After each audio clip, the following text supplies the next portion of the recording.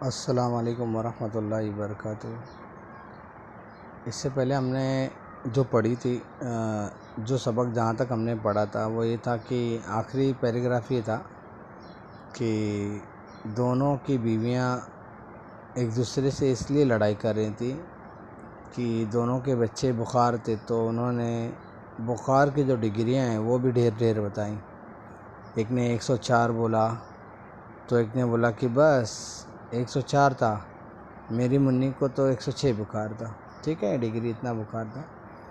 शुरू करते हैं उसके बाद का पैराग्राफ। एक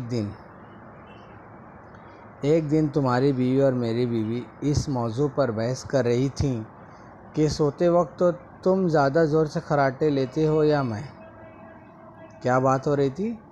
एक दिन तुम्हारी बीवी और मेरी बीवी यानी उन दोनों एक दूसरे के शौहरों के बारे में बातें कर रही थी कि कौन खर्राटा ज़्यादा लेता है।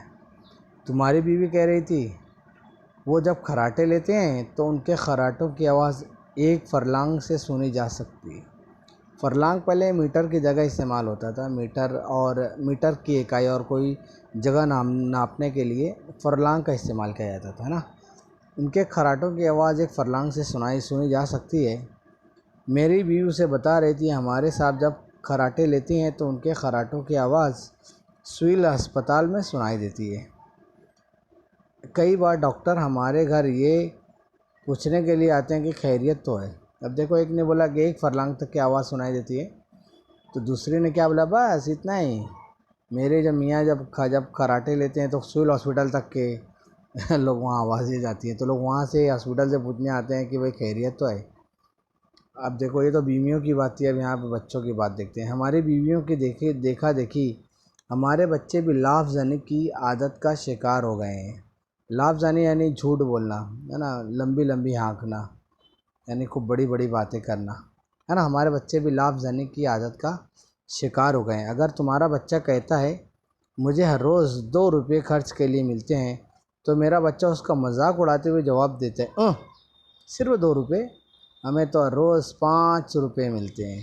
अगर तुम्हारा बड़ा लड़का कहता है मेरे बाप ने एक दफ़ा मिट्टी का तेल ब्लैक मार्केट में फ़रोख्त करके 7,000 रुपये कमाए थे, तो मेरा लड़का उससे बाजी ले जाने की नीयत से उससे बताता है कि मेरे डैडी ने तो एक मरतबा स्कूल के फ़ंड से 10,000 रुपये उड़ा लिए थे।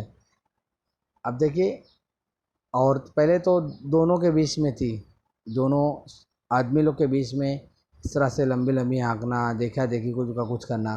फिर औरतों की बात आई कि एक ही औरत कुछ कर रही तो बोले नहीं, वो उसकी औरत ऐसा करे तो मैं भी ऐसा करूँगी। अब उन माँ बाप का जो असर होता है वो बेटों के ऊपर भी आता है। तो जब माँ और बाप जो दोनों एक दूसरे से यानी दोनों एक दूसरे की बीवियों से एक दूसरे के शौहरों से यानी इनकी हसद हो रही थी, तो अब लड़के भी कहीं पीछे रहने वाले नहीं थे। अब देखते हैं आखिरी पैराग्राफ क्या बोलता है। सूरत हाल इतनी नाजुक हो गई है कि डर लगता है कि किसी दिन हम दोनों अपने बच्चों या बीवियों के बयानात की बिना पर गिरफ्तार ना कर लिए जाएं। इसलिए आओ आज से समझौता कर लें कि आइंदा ना हम और ना हमारी बीवियां और ना बच्चे एक दूसरे पर रोब डालने की कोशिश करेंगे, बल्कि बड़ी शराफत के साथ तस्लीम कर लेंगे कि हम दोनों मामूली हैसियत के आदमी हैं, और अगर हमने समझते हैं कि हम रईस हैं तो एक दूसरे को नहीं, सिर्फ अपने आप को धोखा दे रहे हैं। यानी ये जो दोनों के बीच में इस तरह से लंबी चौड़ी बातें हाँकना और सेठाई, है ना, अपने आप को सेठ बताना, अपने आप को रईस बताना, तो ये आखिर में जो जिसने लिखा है मजमून, वो ये कहता है मुअल्लिम कि भाई हम एक दूसरे को धोखा दे रहे हैं, हम किसी को धोखा नहीं दे रहे हैं बल्कि अपने आप को धोखा दे रहे हैं हम लोग। तो ये सारी बातें थी, है ना, जो बड़े मज़ाहिया अंदाज में मुसन्निफ़ ने लिखा था, कन्हैया लाल कपूर ने। और उसमें पड़ोसियों के बारे में बताया था कि भाई पड़ोसी कैसे होते हैं। एक पड़ोसी ये करता है तो सामने वाला पड़ोसी चाहता है कि मैं भी उससे अच्छा करूं, है ना। एक की बीवी इतना अच्छा कपड़ा पहनती है तो सामने वाले की बीवी बोलती है कि अरे वो ऐसा पहनी है, मैं इससे अच्छा मैं पहनूंगी, है ना। लड़के लोग देख रहे हैं सामने वाले पड़ोसी का, क्या उनका लड़का तो ऐसा पहनता है तो मैं ऐसा पहनूंगा, उसके अब्बू उसको 5 रुपये देते हैं तो मुझे 10 रुपये दो। तो इस तरह से क्या है, वो लोग अपने आप को धोखा दे रहे हैं। अपनी जो औकात है हमेशा उस औकात में, उस हैसियत में हमें खुश रहना चाहिए। और इस्लाम का भी एक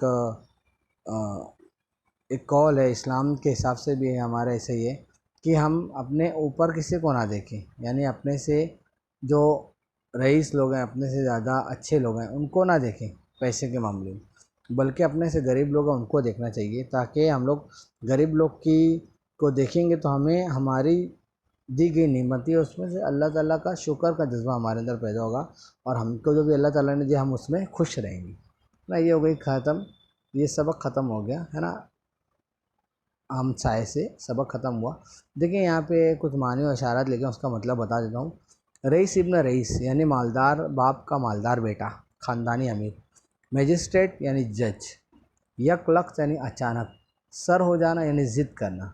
दिवाला पड़ जाना यानी बहुत बड़ा नुकसान होना, बड़ा नुकसान होना। खुले बंदों, सबके सामने ज़ाहिर में, है ना, सबके सामने ऐसे बोलते हैं ना, खुले बंदों मेरी बेइज्जती हो गई, यानी सबके सामने मेरी बेइज्जती हो गई। आगे लिखा, एक ही नाव में सवार होना, एक जैसे मसले का शिकार होना। काफिया तंग करना यानी परेशान करना। सीने पर सांप लौटना, हसद के मारे बेचैन होना। नीचा दिखाना यानी बेइज्जत करना। रंग लाना यानी जाहिर होना, नतीजा सामने आना। लाफजानी करना या डेंगे मारना या बड़ी बड़ी हाँकना, उसे लाफजानी भी कहा जाता है। ठीक है, इतना बहुत हो गया अल्हम्दुलिल्लाह। हम यहाँ पर हम लोग का ये दूसरा सबक ख़त्म हुआ। मैं इसके सवालात आपको लिख कर दे रहा हूँ, आप लोग एक बात सिर्फ ध्यान में रखें, जो भी मैं दे रहा हूँ सबक उसको गौर से लिख लें, आपके काम की चीज़ है, क्योंकि ये आप जो लिख लोगे पढ़ लोगे, जब स्कूल खोलेगी दोबारा पढ़ाया नहीं जाएगा, लिखाया नहीं जाएगा।